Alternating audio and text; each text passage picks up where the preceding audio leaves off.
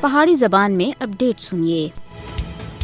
مودی دی بھارتی حکومت کی طرف سے مقبوضہ جموں کشمیر وچ قتل و غارت گری دا سلسلہ بلا روک ٹوک جاری ہے۔ بھارتی فوجیاں سن حال ہی وچ سامبا وچ ایک اور نوجوان کو شہید کر کے دا ہے۔ بھارتی فوجیاں سن پچھلے 2 ہفتوں وچ 11 نوجوان شہید کیتے ہیں، جبکہ جون 2023 وچ 17 کشمیری بھارتی گولیاں دا نشانہ بنے ہیں۔ مقبوضہ جموں کشمیر وچ پچھلے 76 سالاں دے بے گناہ کشمیریاں دا خون لگاتار ڈولیا جا رہا ہے۔ جنوری 1989 تے کہن گے ہون تک مقبوضہ علاقے وچ 96,213 دے زیادہ کشمیری بھارتی فوجیاں دے ہاتھوں شہید ہو گئے ہیں۔ بھارتی فوجیاں دے قتل و غارت گری دا مقصد کشمیریاں کو خوفزدہ کرنا ہے۔ کل جماعتی حریت کانفرنس سن حال ہی وچ بھارتی فوجیاں دے ہاتھوں شہید ہونے والے کشمیری نوجوان کو شاندار خراج عقیدت پیش کردے ہوئے آخیا کہ مودی دی ہندوتوا حکومت ایک سوچی سمجھی سازش کے تحت کشمیریاں کو اپنے حق میں روکنے دے واسطے نوجوانوں کو شہید اور گرفتار کر رہی ہے۔ حریت کانفرنس سن اقوام متحدہ اور انسانی حقوق کے بین الاقوامی اداروں اور تنظیموں دے اوتے زور دیتا ہے کہ وہ مقبوضہ علاقے وچ بھارتی فوجیاں اور پولیس اہلکاراں دی طرف تے جاری وحشیانہ مظالم سمیت قتل و غارت گری دا نوٹس کینن۔ بھارتی فوجیاں اور انہاں دے